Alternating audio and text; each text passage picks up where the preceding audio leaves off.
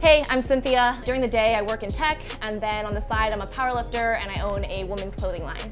I've been powerlifting or in the powerlifting community for I think about 7 years now. And when I first started, there weren't very many females powerlifting, like at all. Like you would go to a powerlifting meet and you would have maybe like 3 or 4 girls on the platform. But these days, I feel like in the past few years, I think a lot more women have started lifting. And I think it's because a lot more women have been open and vocal about it on social media. Like you don't need to just do cardio and drink detox teas and diet like crazy to feel good. You can actually lift to get stronger and feel good, both physically and mentally, by becoming the strongest version of yourself possible. So yeah, I think in the fitness community, I've seen a lot more women striving for strength versus, just trying to get as small as possible, because I definitely have a past there too.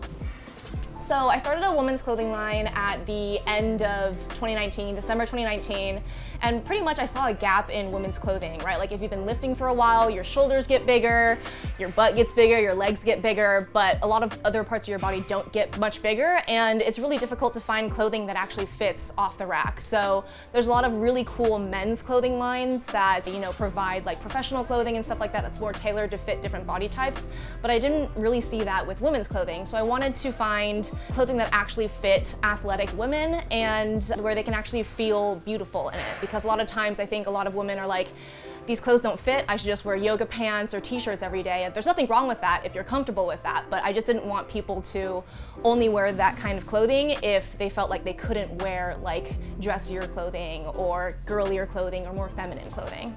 Growing up, I swam competitively and played volleyball, and I was always really thin and skinny. My mom was a fashion designer and model, so that's definitely what my ideal was at that point. And then I was also in the Marines, and I got even smaller at that point. I was 5'6", like 120 pounds soaking wet. But unfortunately, when I was in college, I had a partner cheat on me. And at that point, like my self-esteem was so low. I didn't think that somebody cheating on me was them. I thought it was about me. So I felt ugly and fat and all these things that obviously weren't true, but it made me really want to lose weight because this was right after I had gained like the freshman 15 in college. So I started dieting, started doing a ton of cardio, going to the gym twice a day. At that point, it was really just like machines and like light dumbbells and stuff like that, trying to tone. And then unfortunately, I started developing an eating disorder. I probably started with orthorexia in the beginning, just eating too clean, and over time it slowly developed into bulimia. And it got really bad. It got to the point where, my entire life revolved around the gym and binging and purging, and, got to the point where I was throwing up blood, and nobody in my life knew about this. But during this time frame, I was still lifting, but not very heavy. But at one point, I went to this gym up in Northern California, Old School Iron, and a couple people were like, hey, you've got a really good deadlift, you should do powerlifting. And I'm like, what's powerlifting? I had no idea, right? But at that point I was deadlifting almost 300 pounds, and I'm like, okay.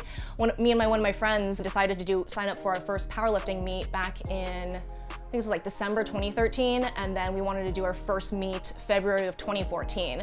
So we trained into that for 3 months, and during that 3-month period, when I had one of my friends coaching me, I didn't relapse during my bulimia recovery journey, because guess what? You can't lift heavy in the gym if you just throw up all your food, right? Like you have to eat in order to be strong.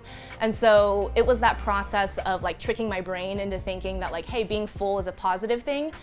Because when you're bulimic, the feeling of fullness is like, it's like the scariest thing ever. It's like the thing that you want to avoid, and every time you feel full, you want to do something to get rid of that feeling. So it changed that feeling for me, because every time I felt full, I knew, oh, I'm gonna be strong as fuck in the gym. And that's how my powerlifting journey started. I started as a junior, and because there was no women powerlifting at that point, I did really well at competitions, and it got really addicting. I met some really cool women, I met a lot of really cool people in the community, and really just dived into the world of powerlifting.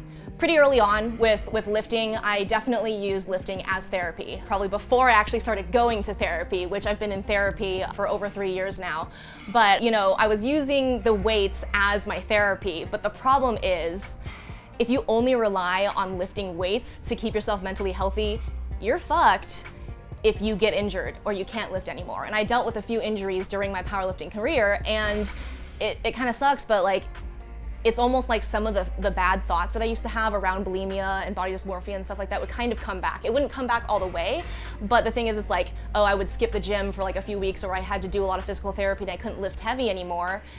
I would have that thought of like, oh, do I really need this food in me? And I would make it go away, but the thing is, like, it would start coming up. So obviously you can't just rely on something to keep you healthy. You can't just be like, oh, I'm lifting and that's what's gonna keep my mental health and my anxiety at bay.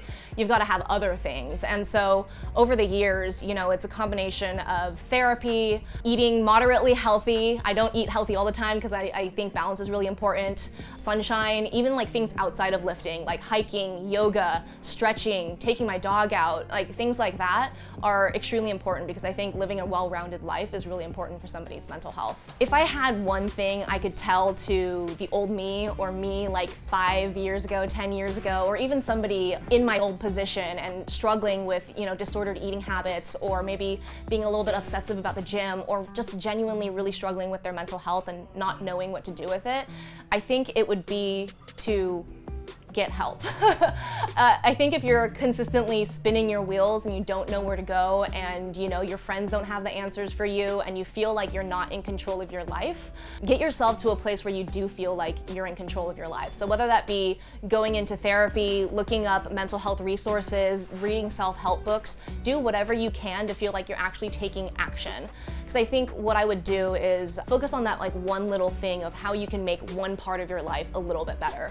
You're not gonna fix everything on all at once, but if you can just be like, hey, you know, I wanna change this one thing and that's what I'm gonna spend my energy and time into, you can do it. We're all in control of our own lives, right? There's some things that are outside of our control.